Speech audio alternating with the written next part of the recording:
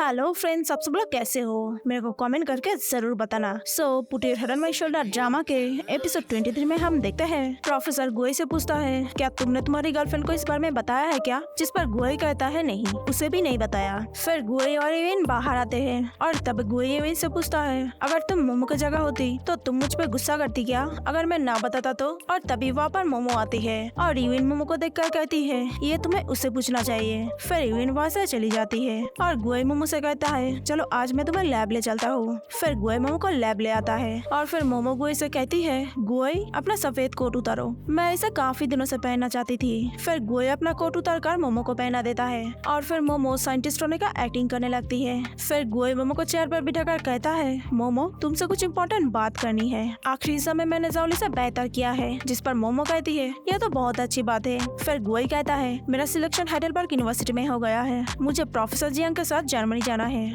और जर्मनी सुनकर मोमो को शौक लग जाता है और पूछती है, कितने दिनों के लिए जाना है? फिर गोई कहता है, 6 महीने से भी ज्यादा। फिर मोमो पूछती है, और कब जाना है? जिस पर गोई कहता है, कॉलेज अभी हमारा वीजा बनवा रहा है, सब कुछ ठीक रहा तो 2 हफ्ते में निकल जाऊंगा। वैसे पिछले साल इन्विटेशन आया था, लगभग सारा प्रोसेस हो चुका है। और ये सुनकर मोमो कहती है, तुम्हें पिछले साल पता चला और तुम मुझे अभी बता रहे हो? फिर गोई कहता है, मुझे यकीन नहीं था कि मेरा सिलेक्शन हो जाएगा, मुझे लगा कि मुझसे बेहतर जाओली है क्योंकि वो इसके लिए सीरियस था और मैं तुम्हारे प्यार के लिए। और ये सुनकर मोमो कहती है, तुम्हारा मतलब क्या है? मैं पढ़ाई में तुम्हें डिस्टर्ब करती हूँ? जिस पर गोई कहता है, मेरा ये मतलब नहीं था। फिर मोमो पूछती है, तुम्हारे साथ कौन कौन जा रहा है? जिस पर गोई कहता है, प्रोफेसर जियांग, सीनियर लू और जीयुइन। और यूइन का नाम सुनते ही मोमो कोट उतार कर गोई को दे देती है और कहती है, मेरे पीछे मत आना। और फिर वहाँ से चली जाती है। इसके बाद हम देखते हैं कि मोमो और गोई अपने सारे फ्रेंड्स के साथ मिलकर डिनर कर रहे थे। फिर गोई मोमो से पूछता है, मोमो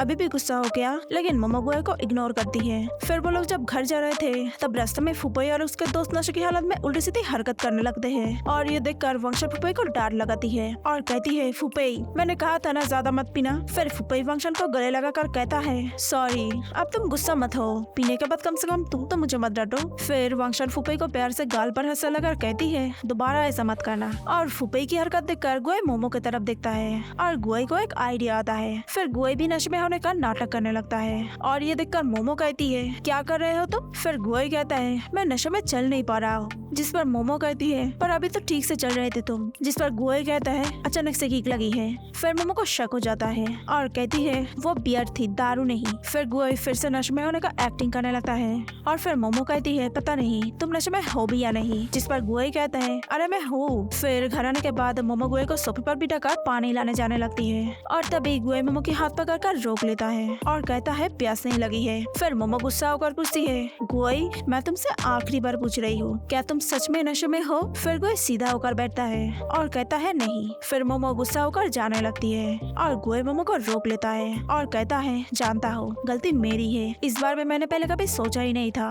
क्योंकि बचपन से मैं अपने सारे फैसले खुद लिया करता था। फैसला लेने के बाद बताने की आदत है, मैं हमेशा खुद से ही बातें किया करता था। लेकिन अगर तुम्हें यह तरीका पसंद नहीं आया तो मैं तुम्हारे लिए खुद को बदल दूंगा। फिर मोमो गोई से पूछती है, अगर मैं नहीं कहूँगी तो तुम जर्मनी नहीं जाओगे क्या? जिस पर गोई कहता है, हाँ नहीं जाऊंगा। और ये सुनकर मोमो का गुस्सा शांत हो जाता है और वो थोड़ी इमोशनल हो जाती है और फिर गोई को गले लगाती है और कहती है, तुम जैसे करने वाले हो वैसे ही करो, मैं तुम्हारा इंतजार करूंगी। इसके बाद सीन शिफ्ट होता है और हम देखते हैं कि गोई और मोमो हॉस्पिटल आते हैं और क्योंकि गोई को इंजेक्शन से बहुत डर लगता है इसलिए गोई चश्मा पहन लेता है। फिर गोई जैसे तैसे करके ब्लड सैंपल तो दे देता है, लेकिन अब बारी है वैक्सीन की। फिर गोई वैक्सीन लेने वक्त मोमो की तरफ देख रहा था और बहुत ही ज्यादा डरा हुआ था। फिर वैक्सीन लेने के बाद मोमो देखती है कि गोई के यहाँ से खून बह रहा है, इसलिए मोमो गोई के लिए कॉटन लाने जाती है और तभी मोमो के मम गोई को फोन करके कांग्रेचुलेट करती है और जर्मनी जाने के तैयारी के बारे में पूछती है और कहती है, मोमो थोड़ी सी अलग है, वो तुम्हें हमेशा अलग नजरिए से देखेगी और वो काफी ज्यादा सेंसिटिव भी है। इसके बाद सीन शिफ्ट होता है और हम देखते हैं कि मोमो गोई के सूटकेस के अंदर बैठी हुई होती है और गोई से कहती है, गोई मुझे भी अपने साथ ले चलो। जिस पर गोई मजाक करके कहता है, ठीक है अगर तुम इसमें फिट होते हो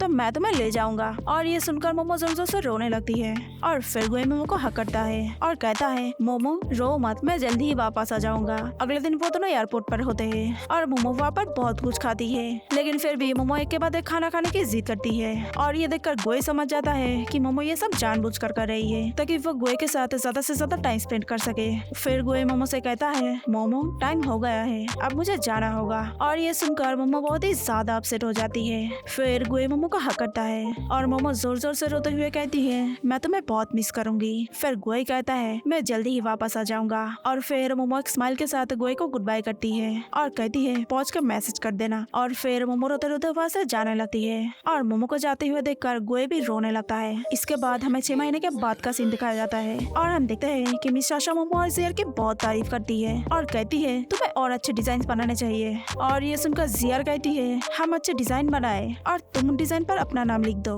हमें प्रोजेक्ट पर हमारा नाम चाहिए क्योंकि उसे हमने डिजाइन किया है न कि तुमने। और ये सुनकर मिस साशा कहती है अगर तुम दोनों का एटीट्यूड ऐसे ही रहा तो मैं तुम दोनों का कंपनी से निकाल दूंगी। और ये सुनकर मोमो और जियर कहती है आप हमें क्या निकालोगी, हम खुद ही डिजाइन कर देंगे, हमें ऐसी कंपनी में काम नहीं करना जहाँ तुम्हारी जैसी बॉस हो। और फिर मोमो और जियर रिजाइन कर देते हैं। इसके बाद सीन शिफ्ट होता है और हम देखते हैं कि फुपे ने एक स्पोर्ट्स कंपनी शुरू की थी लेकिन कंपनी में कोई भी एम्प्लॉय नहीं थी, सिर्फ वांगशान वहाँ पर पार्ट टाइम जॉब करती है क्योंकि फुपे की कंपनी काफी लॉस में थी इसलिए उनके पास एम्प्लॉय को देने के लिए पैसे भी नहीं थे और वो लोग बैंक में लोन के लिए अप्लाई कर रहे थे। इसके बाद सीन शिफ्ट होता है और हम देखते हैं कि मोमो ऑफिस से अपना सारा सामान लेकर घर आती है और अब मोमो के साथ मॉम रहती है। फिर मोमो घर आकर उधर से होकर सोफे पर बैठ जाती है और फिर मॉम से कहती है मैंने रिजाइन कर दिया है। और ये सुनकर मॉम मोमो के ऊपर बहुत गुस्सा करती है इसलिए मोमो नाराज होकर रूम में जाकर अपने बेड पर लेट जाती है। कुछ देर बाद हम देखते हैं कि गुए मोमो को वीडियो कॉल करता है। फिर गुए मोमो की तबीयत के बारे में पूछता है क्योंकि मोमो की तबीयत खराब थी। तभी मॉम मोमो को खाने के लिए बुलाती है। फिर मॉम मोमो को सूप देती है पीने के लिए ताकि उसकी तबीयत जल्दी से ठीक हो जाए। फिर सूप पीने के बाद मोमो जाने लगती है लेकिन मॉम मोमो को रोक देती है और फिर मोमो से जर्मन वीजा के बारे में पूछती है। फिर मोमो कहती है पहले रिजेक्ट हुआ था लेकिन अब पास हो गया है। फिर मोमो से पूछती है तो फिर तुम दोनों शादी कब करने वाले हो। और ये सुनकर मोमो गुस्सा होकर जाने लगती है। फिर मॉम मोमो को रोक कर कहती है 6 महीने हो चुके हैं और अब तक वीजा भी लग चुका है तो क्या तुम्हारा मन नहीं करता गुआ से मिलने का। फिर मोमो अपने रूम में चली जाती है और हम देखते हैं कि गुआ भी वीडियो कॉल पर होता है। फिर गुआ मोमो से पूछता है मोमो क्या तुम ठीक हो, क्या तुम्हारी मॉम ने तुमसे कुछ कहा है क्या। जिस पर मोमो बात को घुमाकर कहती है नहीं,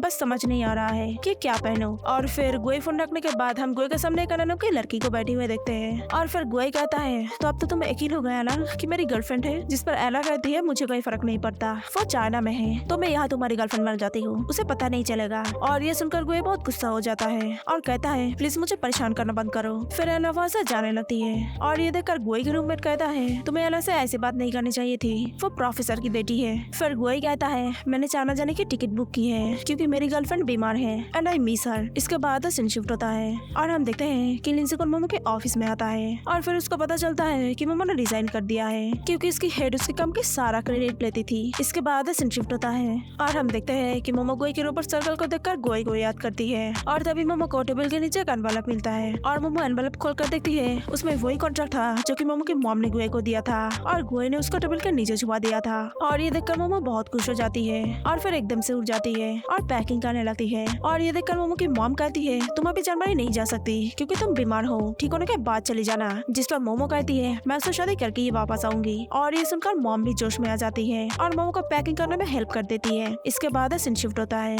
और हम देखते हैं कि गुए फुपे को फोन करता है और कहता है आज पूरे दिन भर मेरी मोमो से बात नहीं हुई इसलिए मुझे उसकी चिंता हो रही है और उसकी मॉम भी मेरा फोन नहीं उठा रही है। जिस पर फुपई कहता है कैसे उठाएगी, अभी यहाँ पर रात के 2 बजे हुए हैं, मैं कल पता लगा कर बताता हूँ। फिर गुए रूम में जाकर देखता है कि उसके बेड पर कोई सो रहा है और ये देखकर गुए अपने रूम में से कहता है तुम्हारी गर्लफ्रेंड मेरी बेड पर क्यों सो रही है। जिस पर गुए की रूममेट कहता है वो मेरी नहीं तुम्हारी गर्लफ्रेंड है। और ये सुनकर गुए थोड़ा सा शॉक्ड हो जाता है क्योंकि मोमो यहाँ पर कैसे हो सकती है, वो तो चाइना में है। लेकिन फिर जब गुए रूम में जाकर मोमो को सोते हुए देखता है तो गुए की खुशी का तो कोई ठिकाना ही नहीं रहता है और गुए खुशी के मारे रो पड़ता है। फिर गुए मोमो को नहीं उठाता, उसके बगल में ही लेट जाता है और बस मोमो को देखता रहता है। अगले दिन सुबह गुए की मॉम गुए को फोन करती है और उसका हाल चाल पूछती है। फिर पूछती है तुम दोनों शादी कब करने वाले हो। जिस पर गुए कहता है बस जल्दी ही। फिर गुए मोमो के सामान रूम में लाता है और फिर मोमो को उठाने की कोशिश करता है लेकिन मोमो नहीं उठ रही थी। फिर गुए कहता है मैंने चाइना में तुमसे शादी करने के लिए टिकट बुक कर ली थी। इसके बाद गुए मोमो के लिए ब्रेकफास्ट रेडी करता है